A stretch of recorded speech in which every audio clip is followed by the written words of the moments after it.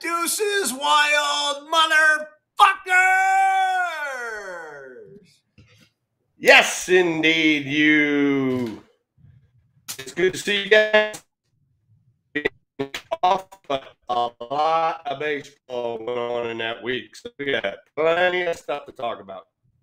Plenty of stuff to talk about, Thrill. Like you said, right now we get the Giants game on. It's 3-2 Gigantes in Atlanta. They did a really good job. They were down 2-0 earlier. Birdsong gave up a couple of homers, but he settled down. And what I love to see is that Blake Wisely came up, and he's got, whoever it is, all sorts of family and friends in the in town to watch him play. Comes up in a big situation, runner at second, no outs. He drops a bunt to the third baseman, gets the runner over to third base. They then pinch hit Matos after they bring in a lefty to face Yastrzemski. And then Matos does a really good job by smoking a ball to third base. Now, this is bullshit. Like, total bullshit, because I guess they called it an error. They called it an error, but he hit the crap out the ball. Dude, that should be a hit and an RBI. It's stupid. Yeah, but you got to remember something. You're on the road, dude. You're on the road. You're not going to get home cooking on the road. So yeah, man, I get it, but at the same time, like, you can't be stupid about it. I mean, I don't know what the exit velocity was on that ball that Matos hit, but he crushes it. Third baseman doesn't make the play. Shortstop even tried to get it. At the very least, you got to give him a fucking RBI. You have to. Yeah, I don't know. This is all scorer's discretion, and you can't even call up to the booth no more. We used to have our official scorekeeper, believe it or not, back in the day, used to come down to the clubhouse, and I enjoyed that because he'd come up to me or one of our infielders or whatever and said, "Hey, was that an error you made or whatever?" And I'd say, "Yeah, I should have caught that ball," and so then it would be an unearned run, or vice versa. Matt Williams would say, "Hey, that ball took a bad hop, and it was all I could do to get a glove on it," and then wound up giving it an earned run and a hit. So it was, at least you talked about it. Now you got guys that sit so far away from the field, and they got no idea whether it's a hit error or what. They got no clue. Well, dude, I remember one time I was in Oakland, and I was going up and down, right, the whole season. It was frustrating, but finally got an opportunity to come up and play. And I think we were facing the Rangers, like, game on the line. I don't know if it was a start or like a pinch hit or what, or I got put in as a defensive replacement. But there's a runner at third base. There was, call it 1 or 2 outs, doesn't matter. But I fucking smoked the ball, dude. One hop line drive. And I don't know if it was Adrian Beltre or who, but it was like backhand, turn like this, boom, off the glove, trickle down in the bullpen, double, bam, game winner. And I mean, that was it. It was like bottom of the 8th inning. We come out, get 3 outs. The fucking guy called it an error. Dude, throw a brother some love, right? I'm going up and down between AAA and the big leagues. I don't get a lot of at-bats. I was hitting probably 230 or something. Would have loved to get a knock in that situation. I come up big, and the guy fucking sticks a fucking big, gigantic, my ass. Fuck him. So anyway, we were in the chat room a little bit ago, and I told everybody I was kind of really bright. And as you can tell, my shirt came a little bit later than your shirt, but I am here representing the Missouri River motorboaters. Whose theme song is I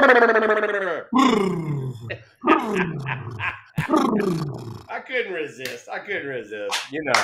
We got you and I gotta keep it loose. We gotta keep it loose some sort of way or another. So anyway. Well, we always keep it loose here on No Filter Network and on this show, Thrill. All right, talk to me about San Jose, man. You were down there for a week. What did you see from the boys? Dude, man, we had some kids down there that were playing, good baseball, scrappy baseball, heads up baseball. Kids hustle the whole time. They worked hard. They were on the field early.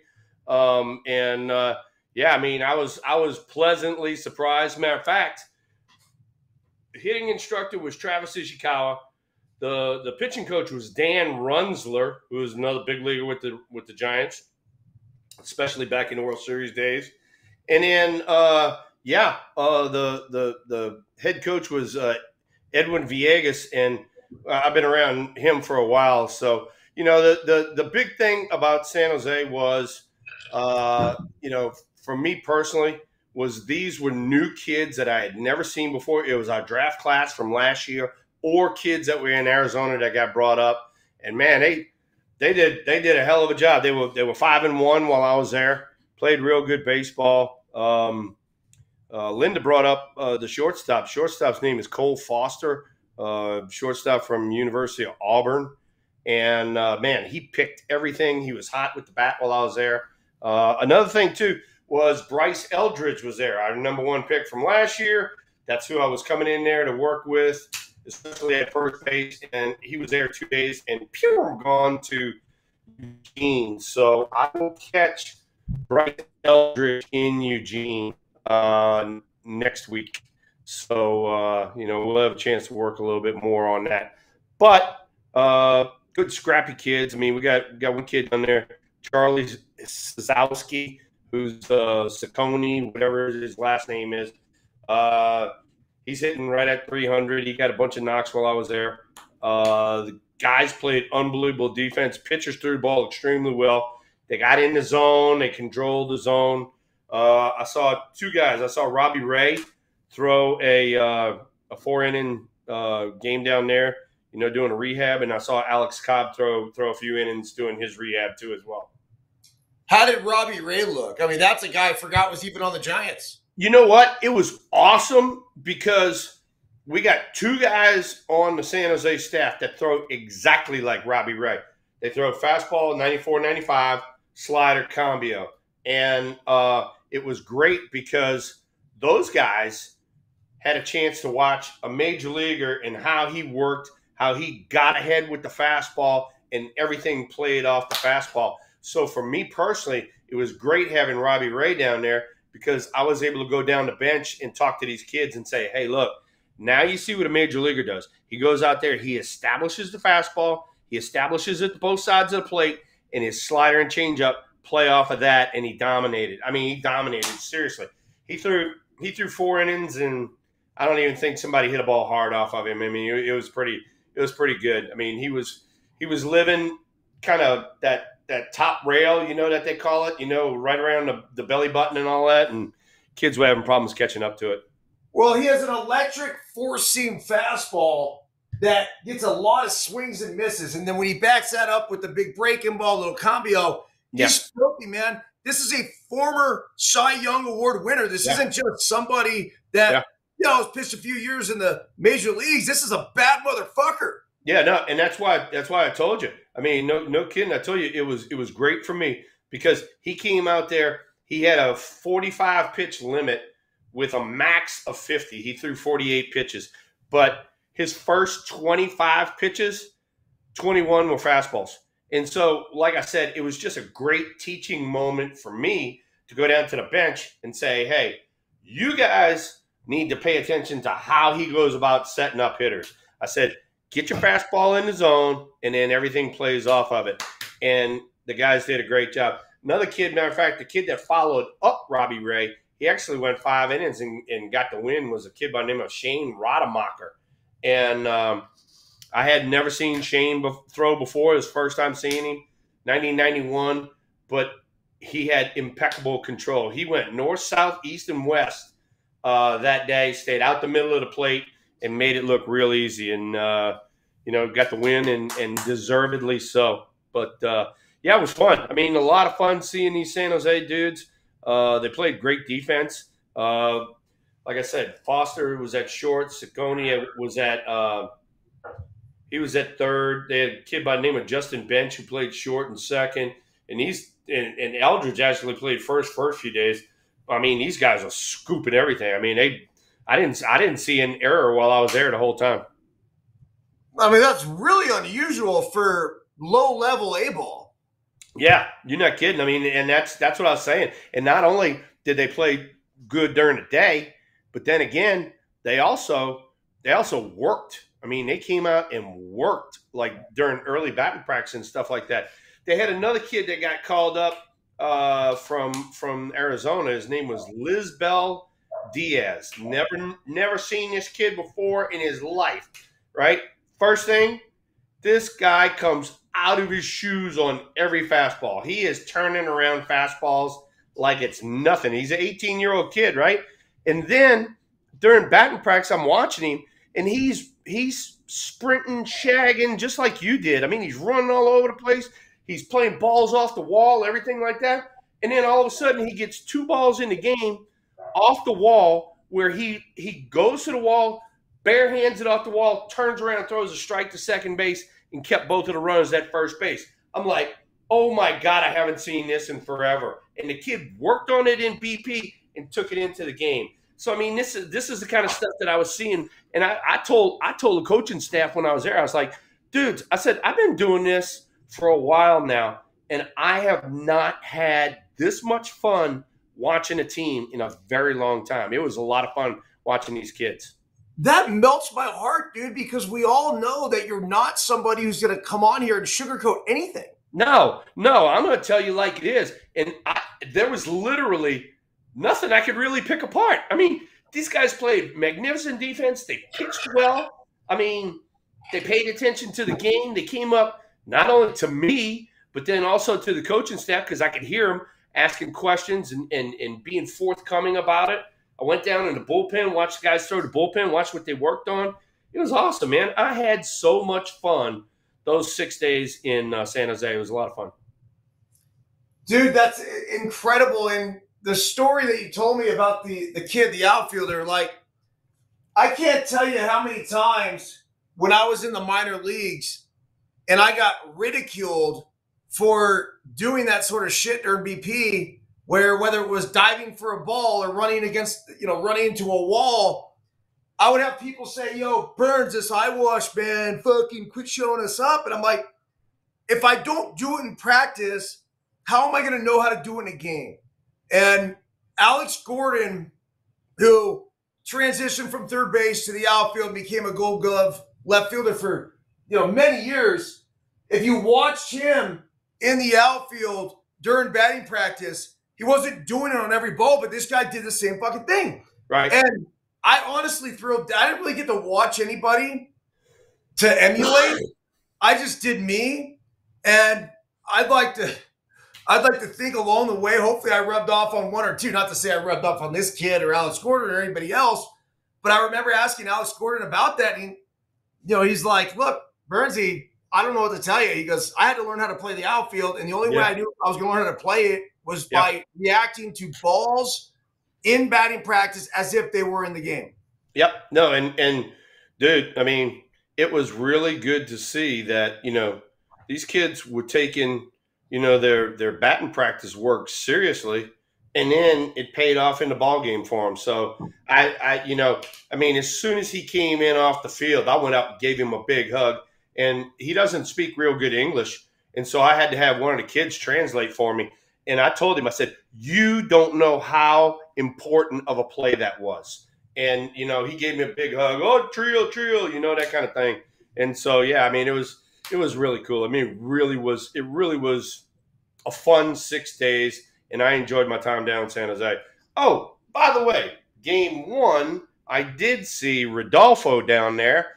I told him to hang around after the game. I'd say hi to him, and the bitch left on me. So, Rodolfo, yeah, suck it. What the fuck, Rodolfo? What happened? But he ain't even in the chat room right now. But Big Mike, you can stick it to him when you get him every now and then. It's like, dude, I told you I was going to stay here and talk, and I looked up there. He was gone, man. You mentioned Big Mike. You mentioned the Motorboaters jersey that you're wearing. This is an apropos time to mention the Truckee Little League hat. Yeah, what about it? The boys advanced to the second round, which will be played basically in Reno. And Battleborn is going to come out. Oh, yeah. Monday, Biscuits pitching. It should be a battle. Look, we're up against it, man. We got mountain kids up here. We got skiers and runners and bikers and shit, right? That's the kids. Yeah, look at this. So we're going up against Reno, which they're fucking ball players down there. They've been doing it for a while.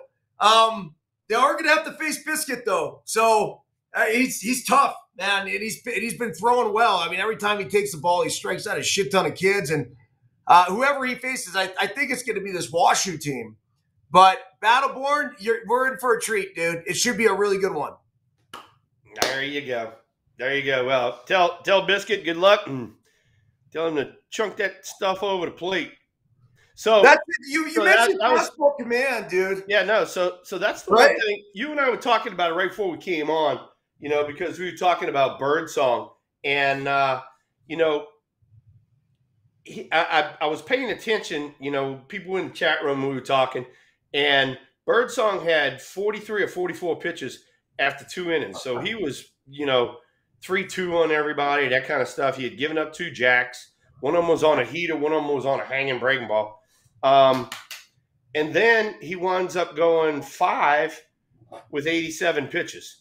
So, after his last outing, he basically improved because he threw 10 less pitches and went a full 5. That's first off. But then second off, he also made the adjustment in game. So he went from, throwing 40 pitches in 2 innings to 87 over the course of his full 5. So hopefully he can get his fastball in the zone and in his next start and even improve a little bit more. Well, if you bet on the Giants tonight, good on you because they're up 3-2. But let's not forget our title sponsor, Bet Online. It's your #1 source for all of your sports betting needs this season, from baseball to golf to soccer, right to all the top fights in UFC and MMA and boxing, every stat, every matchup, and even live odds and spreads while the games are being played. When the game's over, head to our online casino and get in on a game of blackjack or poker or unwind with one of our over 150 slot games. Head to the website today to get in on the action. Use the promo code BLEAV, capital BLEAV, for 50% off your first deposit up to $250. Bet Online. The game starts here. There you go. That's for all the degenerates out there. We appreciate it. Bet away. Unless you play the sport, then you can't bet on the thing. Yeah, man. I don't know. I mean, there's a lot of shit came out. I mean, there were like baseball players that were suspended. Yeah, the kid from Pittsburgh. I mean, got a lifetime ban, and some of the other guys, got a little, a few games and slaps on the wrist and all that. So. That's the only problem. They created their own monster and letting people bet. All of a sudden now, everybody doesn't know the rules. The rules are if you play the game, you can't bet on it. That's the way it is. You can't fucking bet on it. It's like look, when I played baseball, I bet on football, basketball, hockey, underwater basket weaving. I bet on but I never bet on baseball because I knew if I got caught betting, even if it was with an illegal bookie, it still wouldn't mean a suspension or any sort of expulsion from the league. It would just be a slap on the wrist and whatever. But betting on baseball, when you're playing baseball, guys, use your fucking head. Shit. All right. So, Thrill, we are more than halfway through the season now. The Giants sit there. They're 41-44. We're 85 games in. They're 3 games below 500.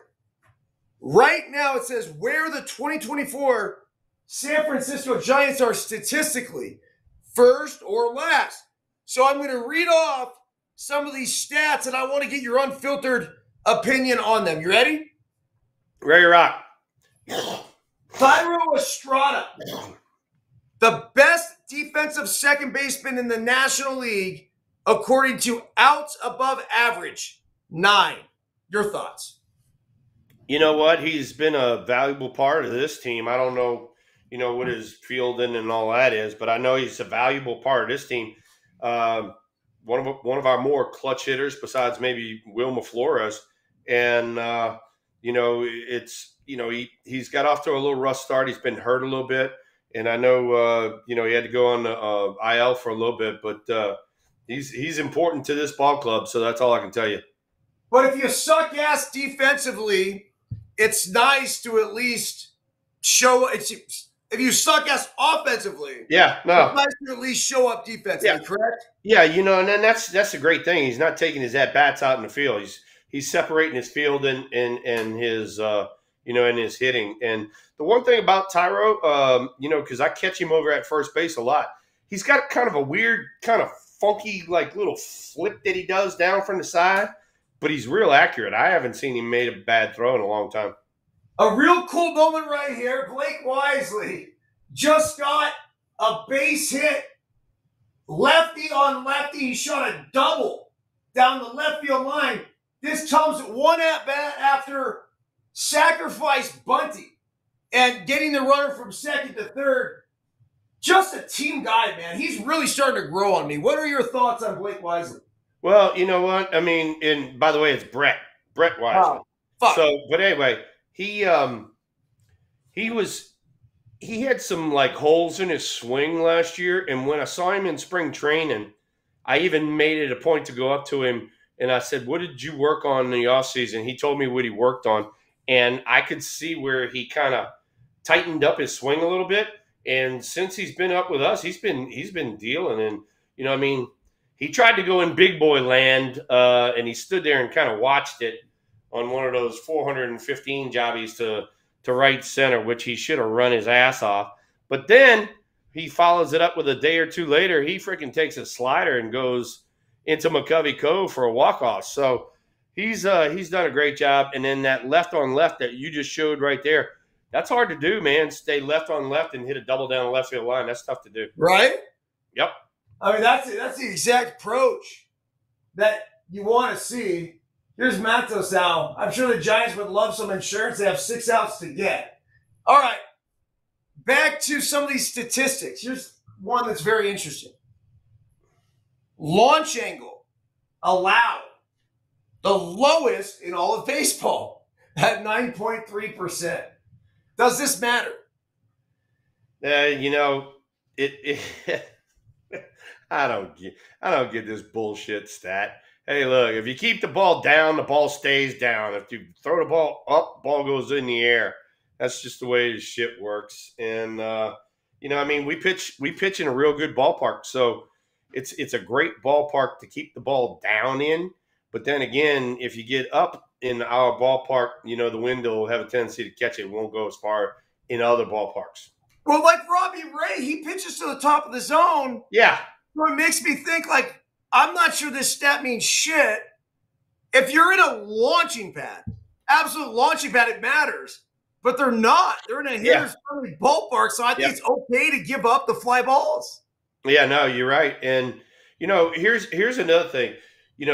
Speaking of Robbie Ray, and then we even mentioned Alex Cobb, also on top of that, we got Kyle Harrison, maybe Tristan Beck, we said Alex Cobb. But the Giants are going to get some pitching help in the second half. We're actually going to have a surplus of pitching in the second half. And right now I'm looking at it, we're about 3.5 games out of the wild card race. If we could stay right there and, this pitching staff comes together for the second half, the Giants are poised to make a big run. Matos, another base hit. I mean, he deserves it, man. He should have had one the first fucking time. Yeah. But now runners at first and third, top of the 8th, 1 out. Snicker is going to his bullpen. Okay, here's the next quirky statistic that we'll get your opinion on. Percentage of swings against that result in a hard hit ball. They have the highest in all of baseball. So 16.1% of swings result in a hard hit ball.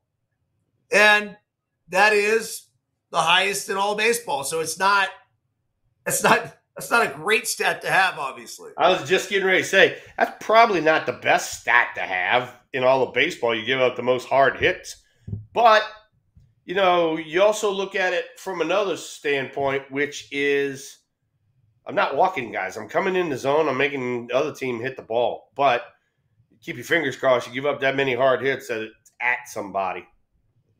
Well, if you have a low launch angle, a lot of the hardest hit balls on low launch angle are those like the one hop ground ball to shortstop is the hardest hit ball you can hit. That's when you see like 120s from some of these guys. It's a one hop line drive at the shortstop if you're a right-handed hitter, or the second baseman if you're a left-handed hitter. Correct. Hey, okay, here we go. Hey, I switched modes today. I kind of went back to the silver bullets a little bit. Had to represent Big Mike and Tommy Luke and those guys like that. You tequila in it tonight? Well, yeah. You just remind me I need a little refill. So this is Sensora. Oh Jesus! Yeah, man. This is Michael Jordan tequila. You've made some changes in your tequila preferences. We went from the 818? That was a sponsor or something last year, and then we went 818. You know what? They never became an official sponsor. They would just give us free tequila. Oh, okay. Well, we appreciate them for that. Yeah. Hey, thanks for the free tequila. Next time, step up to the plate. Come give us some cash. We'll sponsor you the whole time. Jesus. All right. We ain't looking for much, dude. Yeah. Our guy at Steelhead, though, he loved his sponsorship. Oh, hell yeah. Hey, you know who else, too, is Tommy Luke that's in the chat room. He and some of the guys at the ranch, Big Mike knows, and Josh knows, too, but they do that, the one with the bell on top of it. What's that one? Claus Azul. Claus Azul, yeah, they do that one. And then there's another one. What's the other one, Tommy? Is it 1892 or something like that y'all have been doing? So anyway, they're having their little snootfuls of tequila at the ranch too as well. I love that, man. Thrill, I got to get out to the ranch, dude. I mean, I know I'm not a big hunter, but I'll go kill some shit. Fuck dude, nah, it'd be freaking great if you came up there and hung out with the boys. They'd love to have you there, man. I got to. I'm not scared. Hell no. But, not only that, it's just come out there, relax, man. It's chill.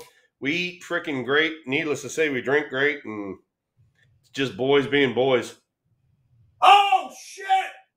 End of the bat. Fly ball. We're going to have a sack fly. There we go. I mean, what? Insurance run. We need that. That was really big. I mean, I apologize about my call because I thought he got it for a second, but obviously it was off the end of the bat. It wasn't. That's all right. Hey, look, we'll take it. Yeah, no. Tommy said it's Don Julio 1842. That's what it is. Oh no, 1942. Yeah, that. What? I got something. I don't know. I don't drink to kill you. So there you go. I got all kinds of shit, man. I really do. Like it's. Have you ever tried tequila? So here's the best part, and this is the best answer I can give you. All right. I made sure that my college experience taught me that I cannot drink tequila. All right. When I got out of college, I was banned from drinking tequila because it made me do some really weird things. And so then the guys at the ranch, this was during COVID. We were up there one summer day, and they're like, You gotta try some. You gotta try some. And so I got a little snootful, and the demons came back, shall we say, and they said, you can't drink tequila anymore. And I said, I told you that. Dude, I didn't drink tequila. I went on my senior trip in Cabo, and all I drank was tequila, right? I don't think I drank tequila again until I was like 35. And that's basically what I've been drinking for the past 10 plus years. Unbelievable. Hey, I tell you what, though, there's certain people. I mean, because Jack Daniels, that's my go-to.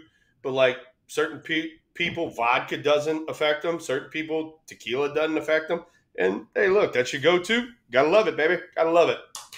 Hey, Thrill, before I get into more of these stats, the Giants Yeah, are go ahead. playing in Atlanta. Do you have any good stories about playing the Braves back in the day? All right. So this one is probably one of my favorite, and it's because it came from a guy that I unbelievably respect. He got on first base, and it was Dale Murphy. And Dale goes, hey, Thrill, he goes, what are you doing right now? And your setup and all that. He said, I'm having problems getting to the ball and et cetera, and all that. And so we had a little talk at first base, right? And so he goes, man, he said that, that makes sense. Thanks so much. Now, this is a guy who's a freaking, he's a 2-time MVP before I even came along, that kind of thing. And, he's asking me questions. I'm like, holy shit.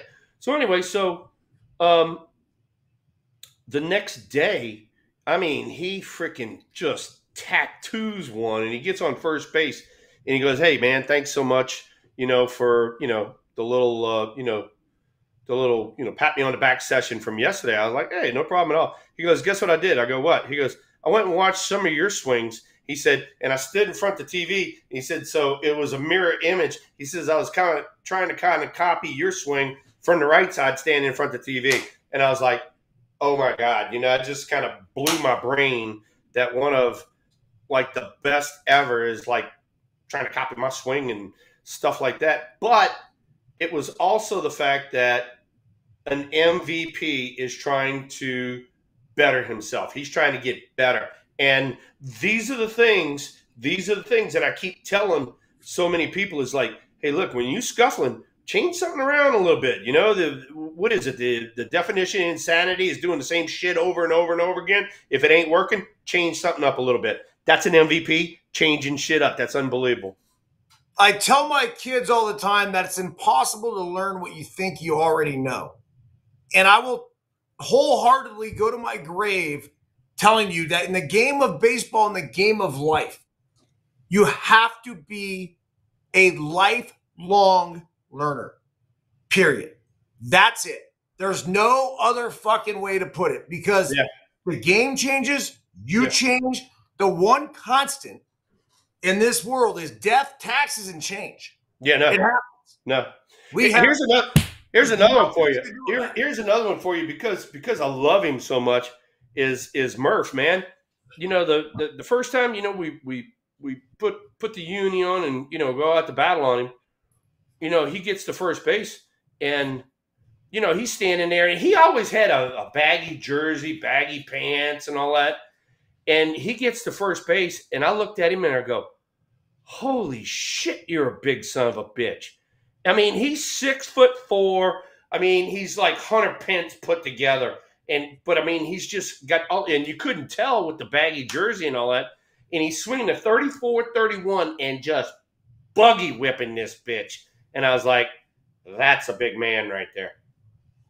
Do you see him at all anymore? Because I know he got into like motivational speaking and some other shit. I wish I did see him. I don't, but I do have him in my phone, and from time to time I'll call him and, hey, how you doing? How's everything? just keeping in touch. I love him. He's a great man. How did you like hitting? And a great family man too. So.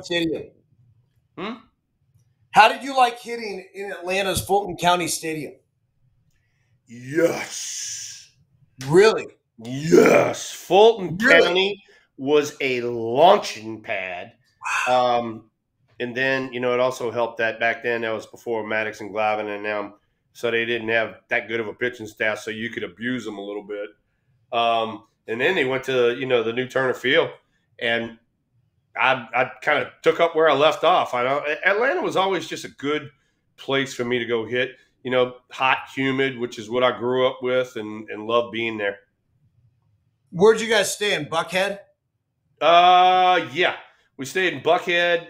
We had actually stayed downtown for a little while, right around the Peachtree Plaza and all that.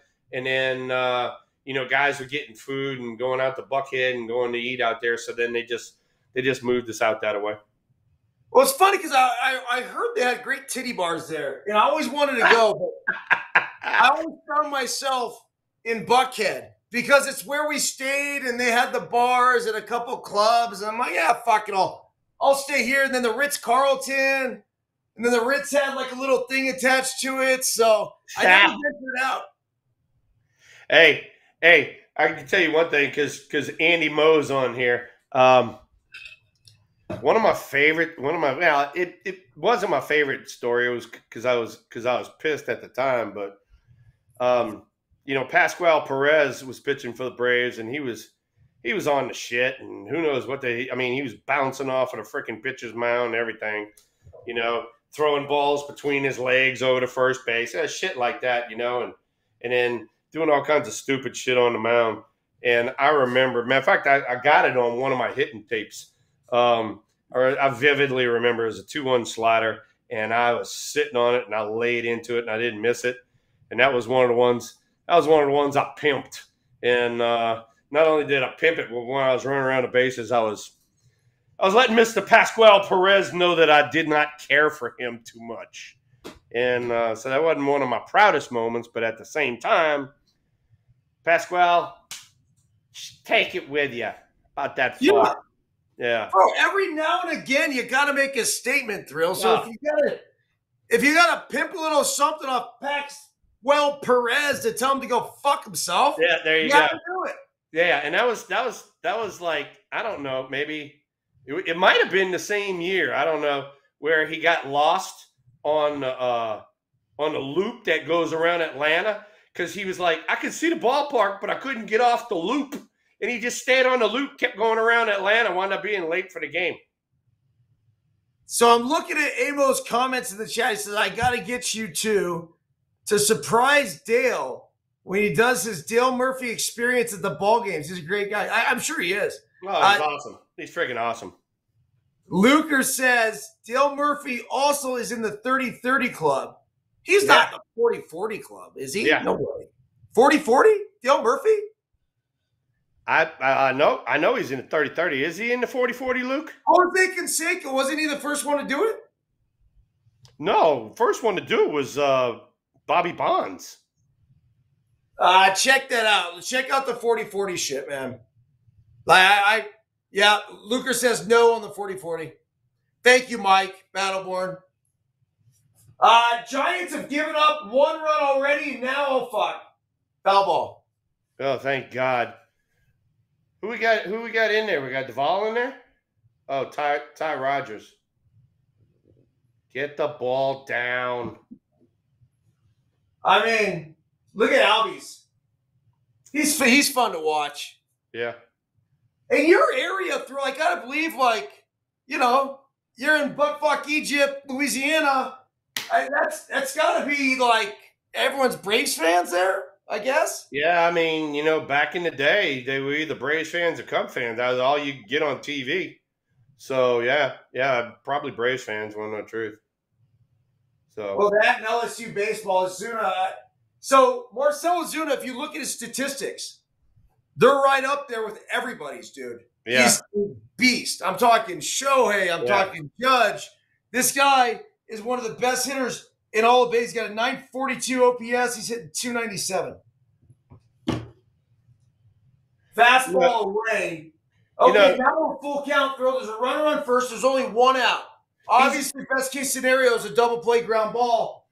If you're Rogers, is right on right matchup. What do you throw here? Well, I mean, I'm throwing my sinker. I want the ball on the ground.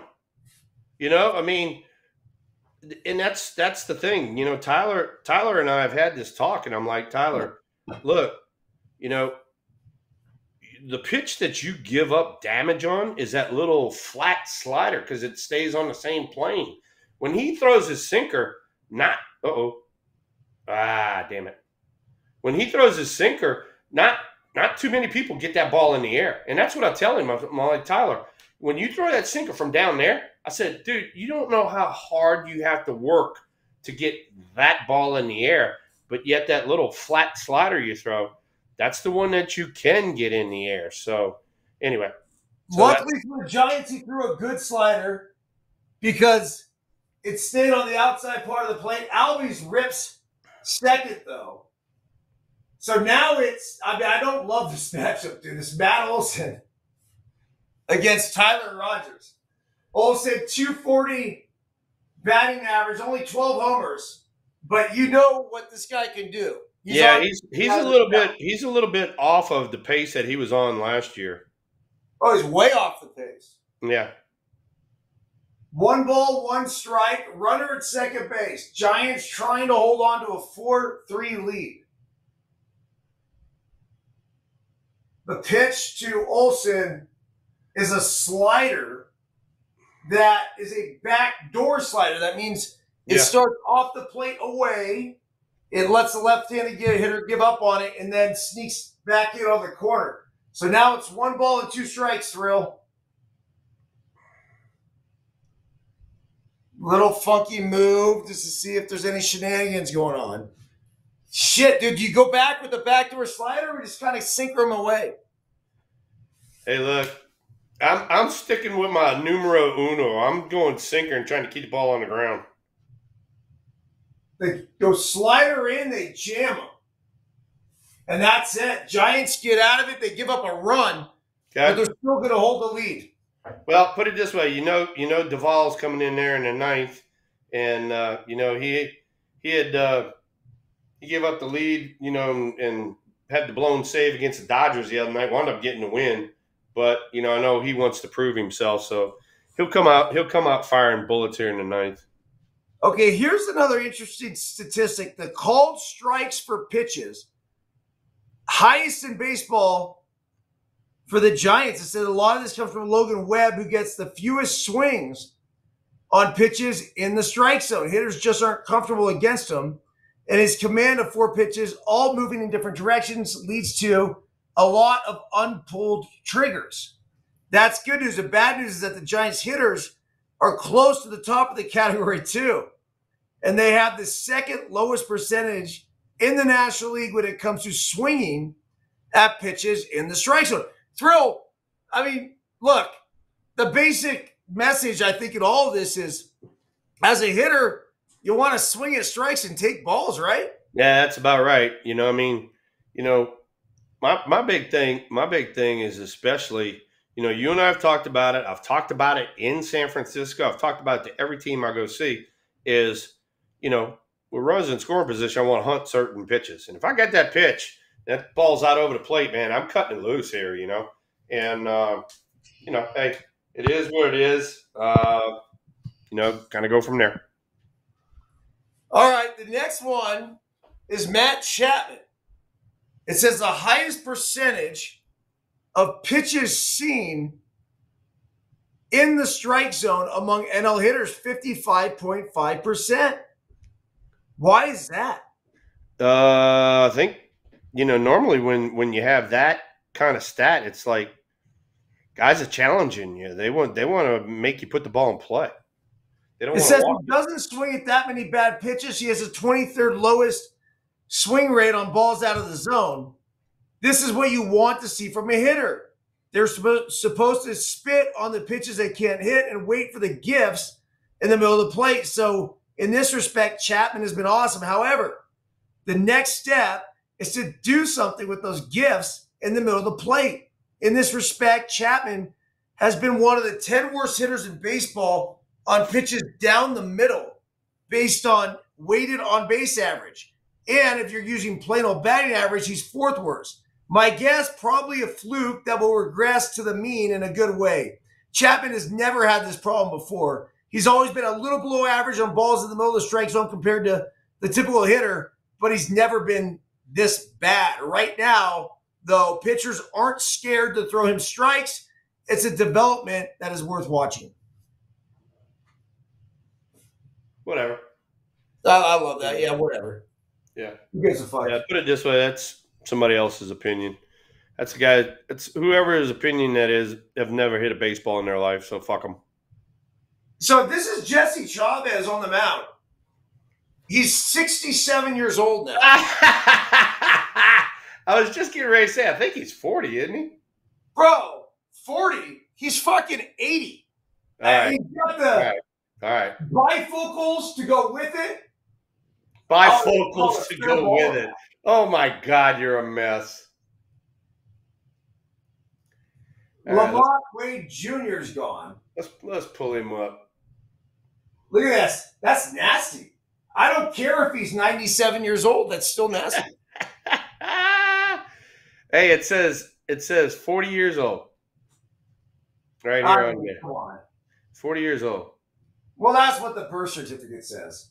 Oh shit, that's gone. That's a homer. Are we serious? Heliot Ramos.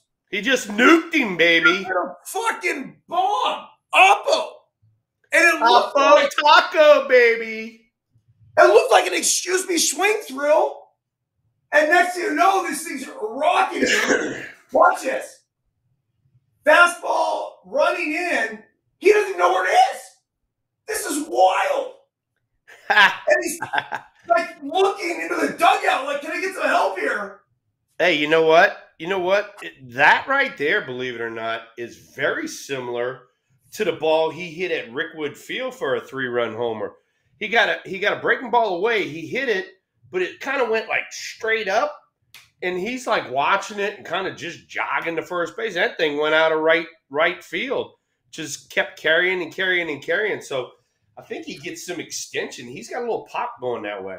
I've never seen anybody in the history of playing this game or broadcasting this game, which basically I've done for the past fucking 30 years, dude.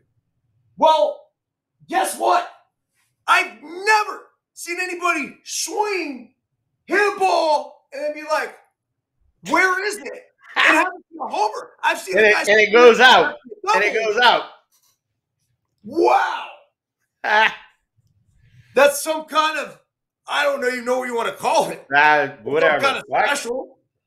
Hey, I can tell you one thing. It gave us another run to pad the lead, so I ain't saying nothing. That's huge. Oh, yeah. Fucking gigantic. Wow. Here's Chapman. Let's watch this at bat. 0-2. That's right down the middle. 89. Foul ball. So here's another thing. All right. So I know Chapman's high on the list. And I was trying to explain this to people. He's high on the list of bat speed, like through the zone or something like that. This came out. Well, you and I talked about it. What was that? A few weeks ago? Yeah. A month ago, whatever it was. Right. And so I kind of did some digging around.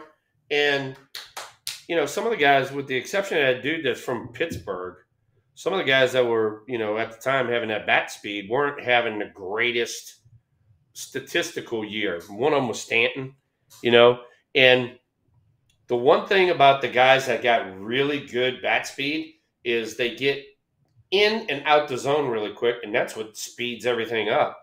And so when you get in the zone and you kind of stay like long through it, it kind of looks long and slow and all that, but it works, so a lot of those guys that, have the unbelievable bat speed are kind of what we call in and out the zone guys. But Chapman has been working at it, and he's been doing a better job of it. Because he and I talked about it when I was in San Francisco last time. And, he's been watching it, and he's been trying to go the other way, right center, and kind of staying through the ball a little bit more instead of coming out of it. Chavez at 107 years old now gets out of it, so good for him. 107 years old. I got to keep aging him up, dude. Oh, my God. Hey, you can't say nothing. You can't say nothing about backwoods Louisiana, because there you are in greater bullshit Truckee, California, and you always have fucking problems with your computer. So you can't say shit to me. I know, but it's fun, man. I mean, I know. You're really out in the sticks, dude. I am not out in the sticks, you doofus. Put it this way. My ranch is out in the sticks. Where I live is not out in the sticks, you goofball.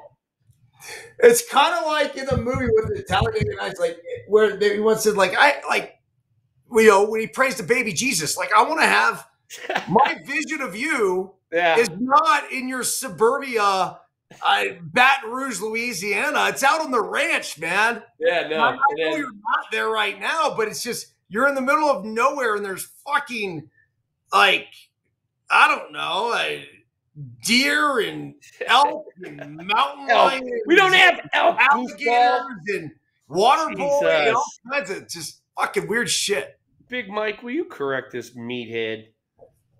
Come on, man. I don't need correcting. Oh my goodness. Thrill.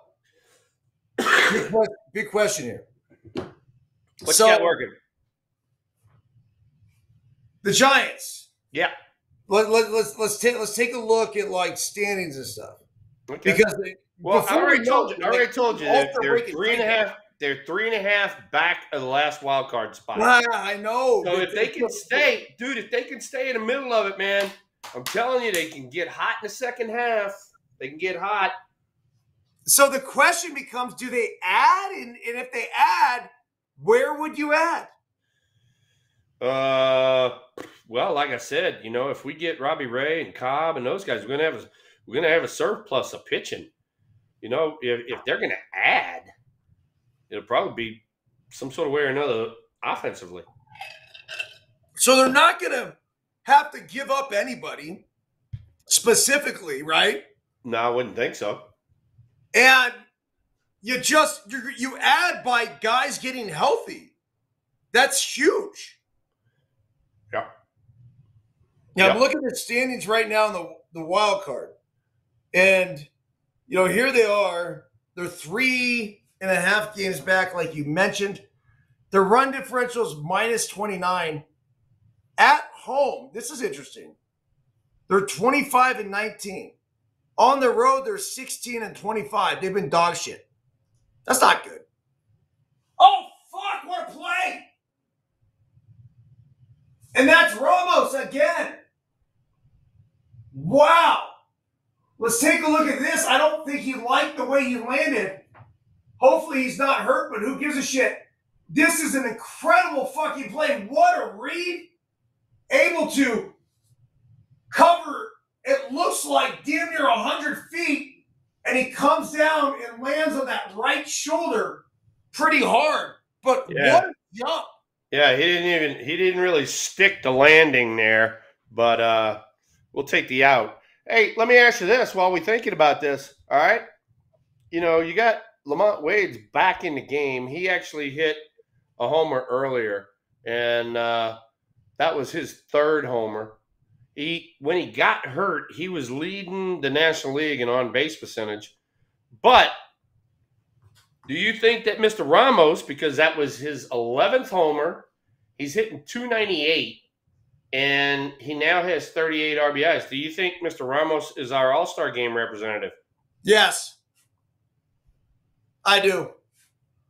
He's that good. Yeah, hey, look, this is a little sampling. He's come in and he's damn near single-handedly, kind of kept us in the race. So, I'd give him a nod. You got to. Yep. I mean, like, legit, the numbers are there. If you watch the Giants like we do, Thrill. Yep. Like, it's not just the numbers. I'm going to tell you, this has been their best player. Start to finish. He has. Offensively. No question.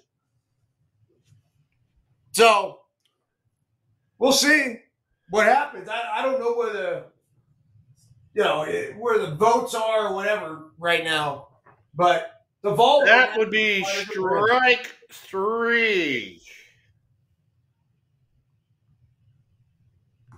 You have just witnessed the old breaking ball. That's dirty, right? Dude, he's throwing 100, and he's throwing 100 like sinker, and then he's throwing that 88, 89 mile slider off of it. I mean, that's freaking nasty, dude. It's interesting. I watch these guys, and they, because I've been watching a lot of Little League lately. And so what I tell my kid, I try to teach the other kids in Little League, I'm like, dudes, get on the dish. Like, just get all over the dish. Take away the outside. You never know what the umpire is going to call. I most of the time these guys don't throw hard enough. Even if they throw in, just take it. Who cares? But the other thing you do is catch it out front. But I watch a lot of these big league hitters, Thrill, and nobody really stands that close to the dish. No, nobody. Well, you know what? They do, but if they do, they bail. Nobody stands there and freaking stays in the fire. I can promise you that. There's hardly any guys that hit with like a closed stance and stay in the fire, So when I went to hey, here's another one for you. All right.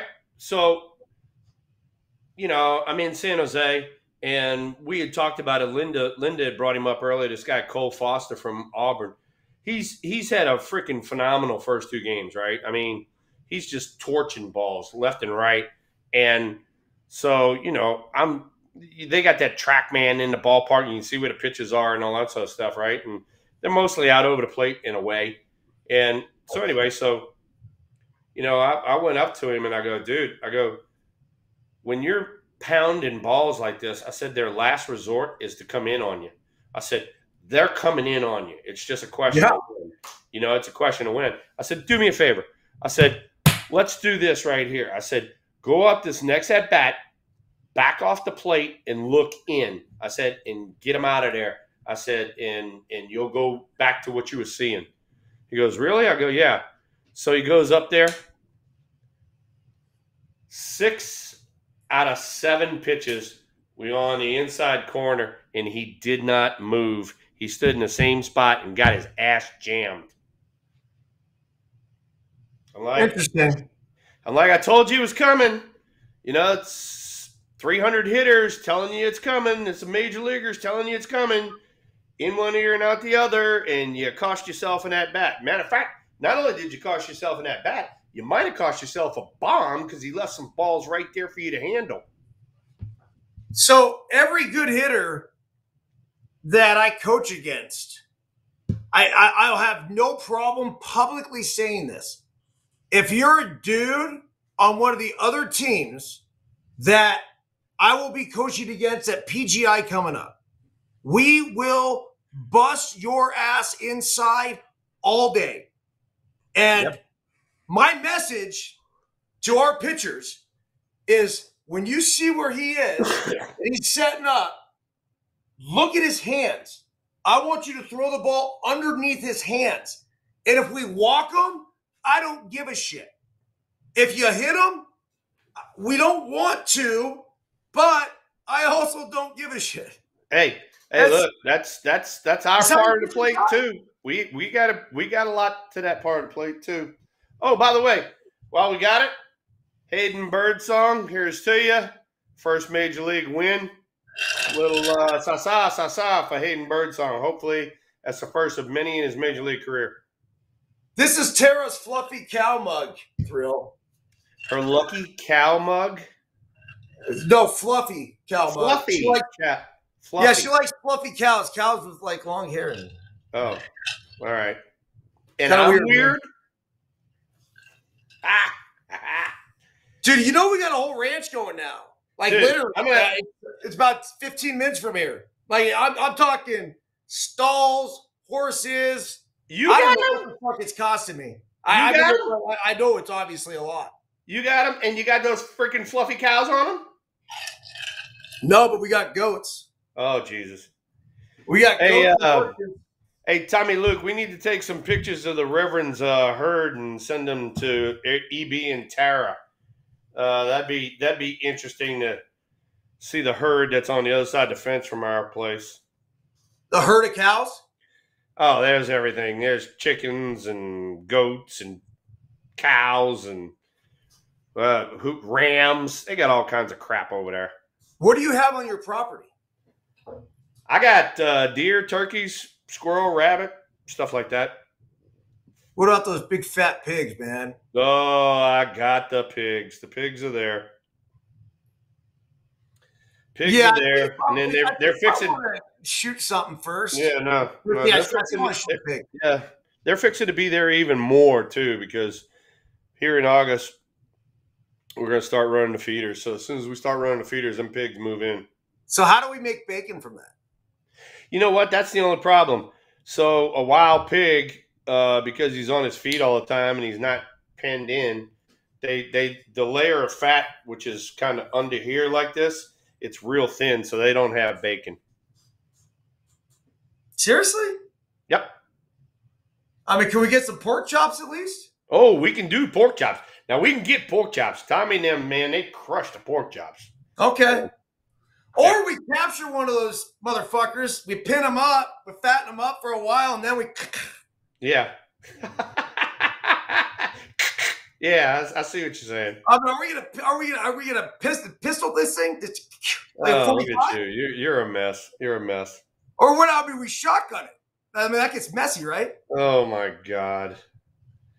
I mean, you got to teach me, dude. I don't know. We'll teach you. Don't worry. We just got to get you there first. I want to shoot some shit, man. I know what you're trying to do. All right, I got it. I think this is some midlife stuff. Like I guess. Yeah, you need to be all of a sudden a killer now. Yeah. I shot a coyote back in the day, though, between the eyes. It was fucked up. It was dying anyway, though. That's all right. Those things got to go. They're a piece of shit. Right? Yeah. Yeah. Oh, thrill. All right, man. Well, anything else you got for the audience tonight? You got for the crew? No, I mean it was great. It was great being back with everybody. Thanks to the motorboaters for my jersey. I appreciate it. San Jose was awesome. I had a ball with the kids. We've actually had some success in San Jose as far as developing players this year. I think we have 6 or 7 former San Jose Giants are now in Eugene. So next week, I am not going to be able to do the show because I will be in Eugene, Oregon with the team. And so in 2 weeks, I'll give you a rundown on that. And then in the meantime, see if the Giants can't make it to the All-Star break and bust through in the second half. Yeah, it'll be fun to watch as they get these guys back. I think that's really inspiring, the shit about Robbie Ray.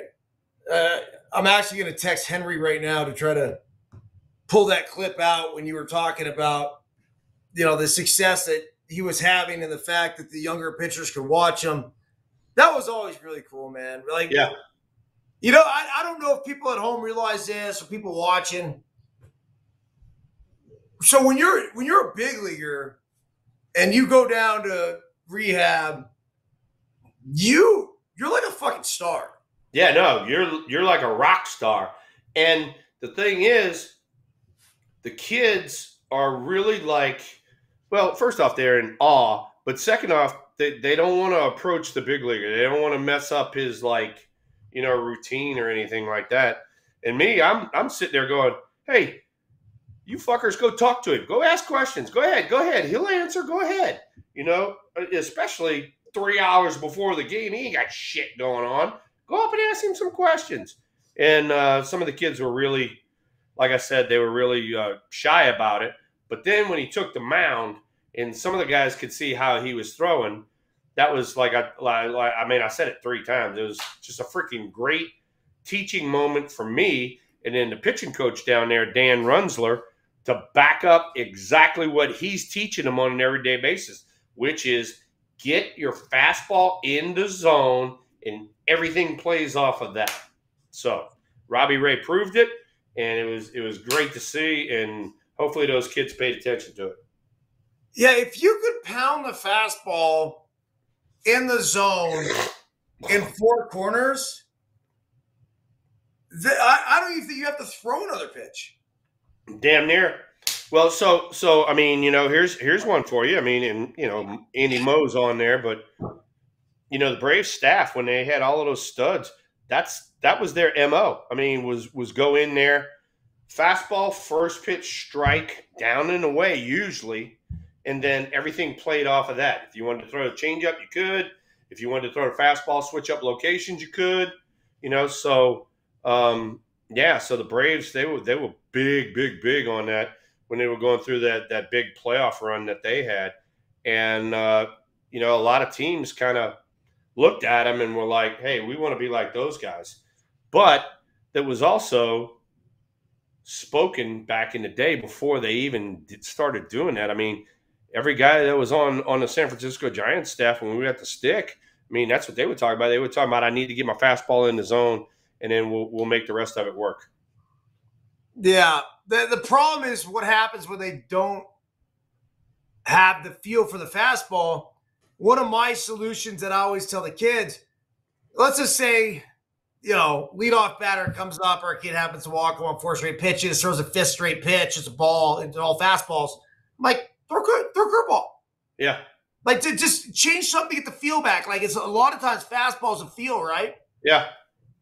So here's another one for you. All right. So and I had this conversation with 2 of the starters. I said, when you are throwing, fastball, let's say curveball, slider, change. All right, the common 4 pitches. When you're throwing those, for me personally, the 2 that take precedence are fastball and changeup. You get the fastball in the zone, everything is set up around there, and then you can throw the changeup out of it and get them and kind of screw with their timing. Okay. As far as the 2 breaking balls, sliders and curveballs. Personally, the slider is easier to hit than the curveball. Curveball has depth. It goes down. So if you're seeing it here, when it gets to you, it might be down here. A slider, when it gets to you, it's going to be over here. It's going to stay on the same plane. So it's kind of a little bit easier to hit. So I try to tell the kids that. And there's one kid that was there. His name, matter of fact, I know the kid. He's from Baton Rouge, so he's from here. I worked with him when he was a high schooler, and now he's in the minor leagues with us. Dylan Carmouche got a real good changeup.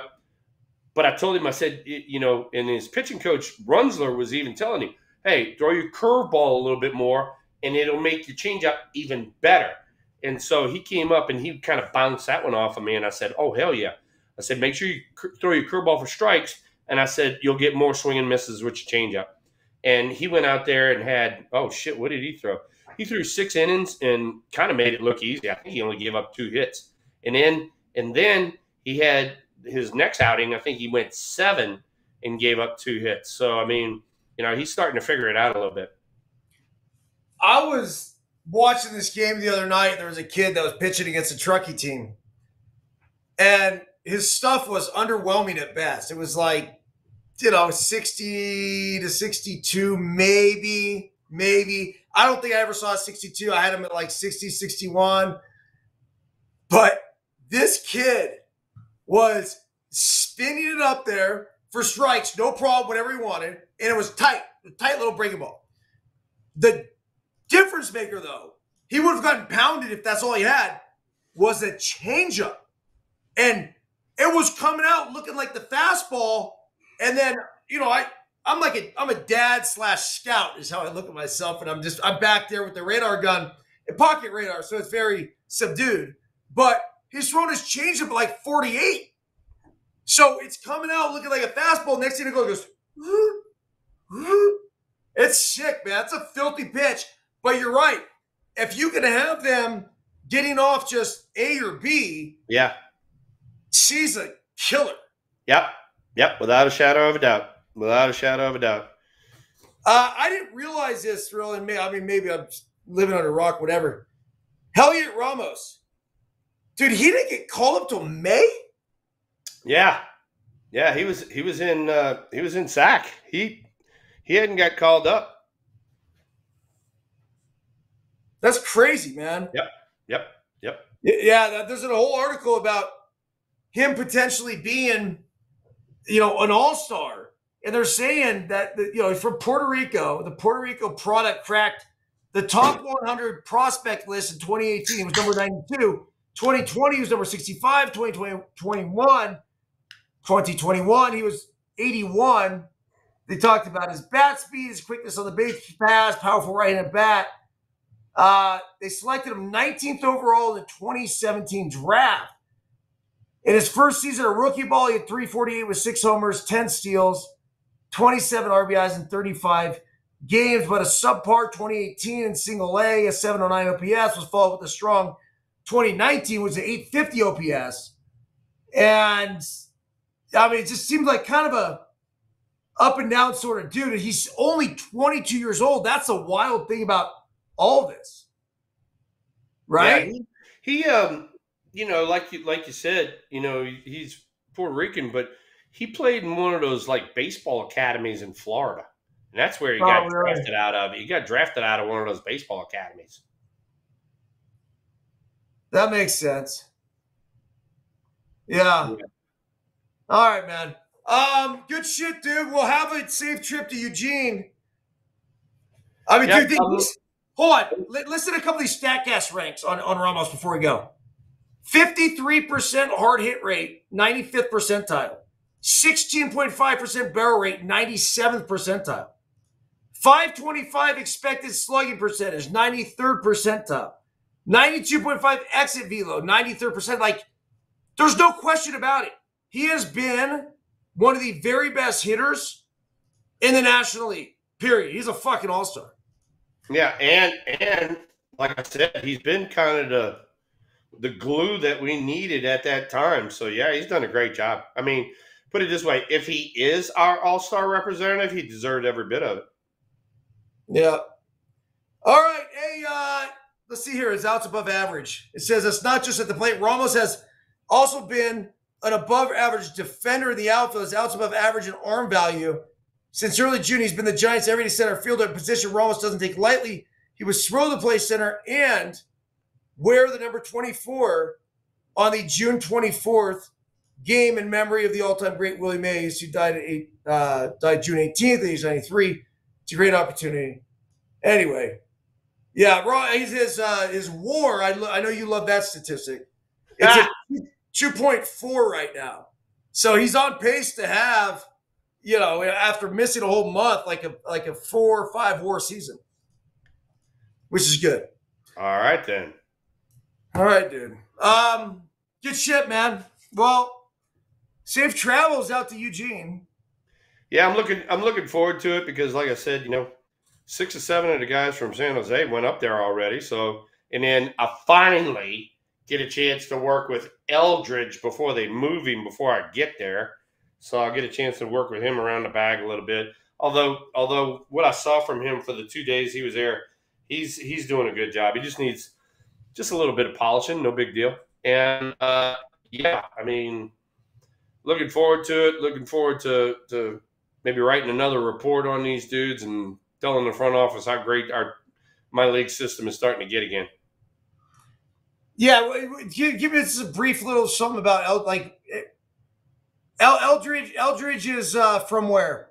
They just got this kid, right? Yeah. You got me where he's from. I forget. Maybe one of you guys do, but yeah, he's a big kid, 6'7". Was a two-way player, pitcher and hitter, and they're just letting him hit. And he's got real good instincts. Kind of stays through the ball, goes the other way just as good as he pulls it. But, and this is what I told him, being I don't know, 6'7", you know, his big thing is, and I told him this, I said, what are they doing? They're trying to get, like, breaking balls down and into you. He goes, how do you know? I go, because you're 6'7", dude. That's how I throw you. So, yeah, so he's just got to figure out a way to lay off those pitches and get the ball out over the plate he can handle it. So. Look at this fucking guy, though. Hey! Double B's, boy. Look, there it is. There it is. I drink and I know things. We have the same shirt, Will. The same shirt. I do have the same shirt, and I'm proud to wear it. I might add. Agreed. Hey, Burnsy, I'm trying to rally a fucking massive Reno biscuit cheer club for that game.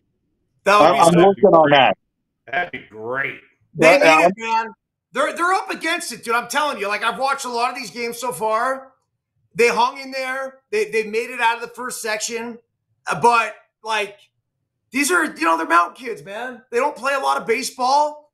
More than anything, like, if we could throw some love to some of the kids as you get towards the bottom of the order even, I'm going to go work with them tomorrow. I'm bringing the machine out. I'm going to fire it up to about 70. That's what the top pitchers basically throw. and I'm just gonna say, look, here's a couple of here's some tools. Spread out, short, A to B. It's all timing. All you have to do is time this bitch up. Put the ball in play, put the pressure on the defense. But yeah, it'd be amazing to see you guys out there. Oh, no, we're gonna be there. There's a group of us, and I'm trying to build a mob to come root for you guys. Reno fuckers rooting for the Truckee boys. Let's go. Fuck yeah, baby. I think it's not even Washoe Valley. That's not even Reno though, right? Washoe Valley. That's where I played All Stars at when I was fucking 13 years old. Was Washoe Valley. It's south of Reno, but yeah, it's still technically Reno. Okay. Yeah. It's all the same out there. Right on, man. What you got going? Oh fuck, dude. Life's life, dude. Just doing it. Just fucking struggling through every day at work, doing my shit. So I know you like to call me fucking 67 or 97 or whatever the fuck you think I am. I turned 50 on the 13th. 50. And on the July 13th? No, June 13th. Oh, so you're 50. Yeah. And you mean 50 times 2, 100 now. Officially your 100th birthday. Fuck you. You fucking Burnsy. And then on June 23rd, I've been working for the company I work for 30 fucking years. Yeah. 10 days after my birthday, dude. Yeah. Oh.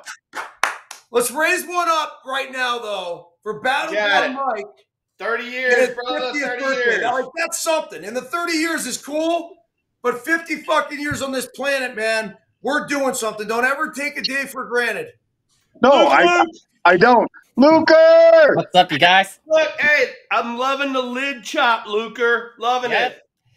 And I did the research for you. He's from Fairfax, Virginia for Elbridge. There you go. Nice job. Was he out of high school or college, Luker? It looks like he was. When I found he was drafted out of high school because it says Madison and Vienna, Virginia. Because he's a two-way player. Right? He's out of high school. Thrill, did you talk? You're going to see him, but wasn't he a pitcher too? Yeah. Yes, but the Giants have made him just strictly a hitter. Good move, Giants. Good move. Luker, I'm trying to figure out if you look like a professor, a male model, or a serial killer. Correct. Trust me, I've been busy. I'm already a year into my bachelor, so I have a year and a half left. Look at you go, Luke. Look at you. That's what I'm talking about.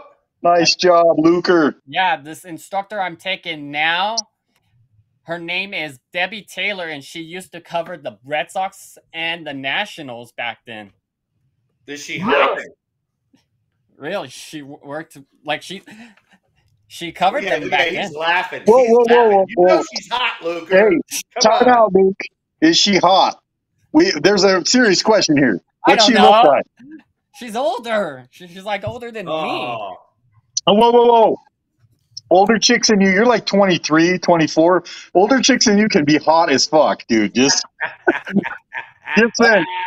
But my other instructor I just had was Mac McDonald, who covered Tim Duncan in high school, and then he went to an event covering Muhammad Ali. Wow. So, Luke, what are you getting your bachelor's in? I mean, obviously, like sports marketing, sports media? Sports broadcasting. Cool. Nice. Where are you going to school?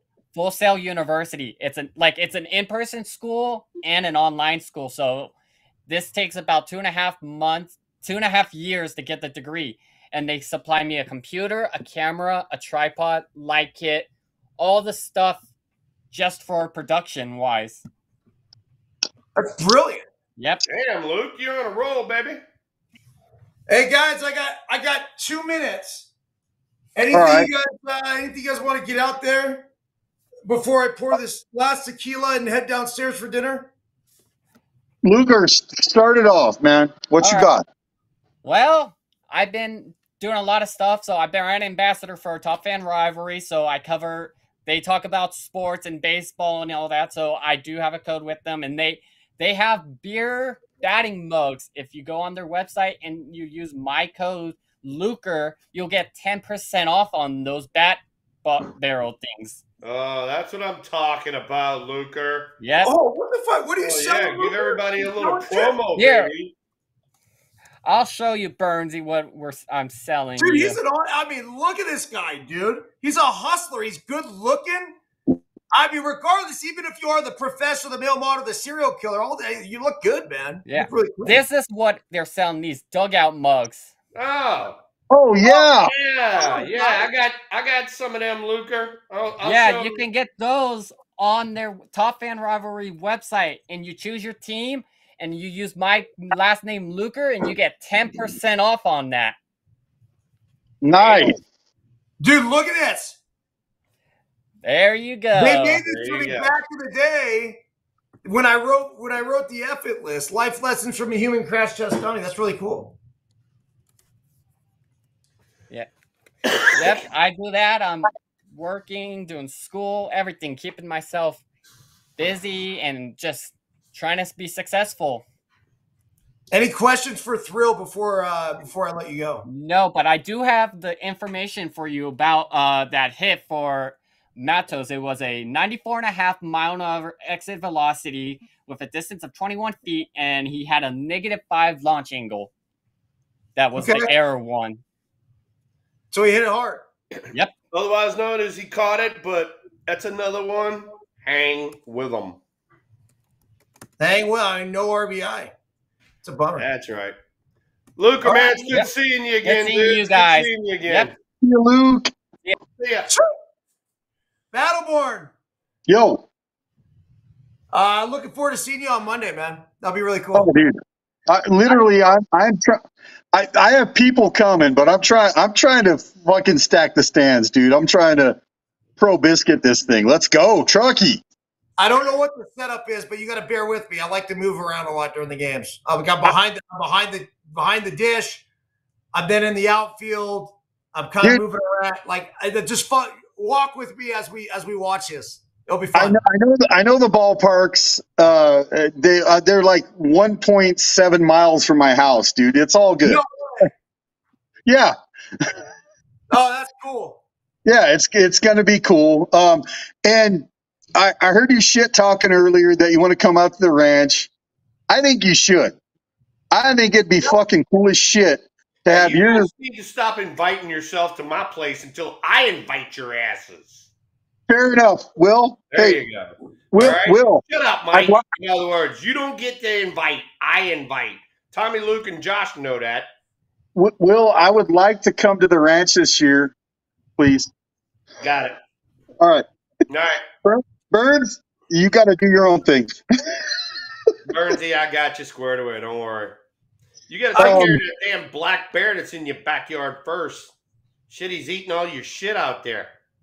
Yeah, bro, don't you dare shoot one of those fucking things, though. That they will fucking hang you by your goddamn toenail and fucking. What do they say back? Tar and feather? I mean, Yeah, it would be that's public it. execution if you kill a fucking bear around here. Whoa. Who's going to be mad about the bear? Who would be mad at fucking killing the bear? Everybody.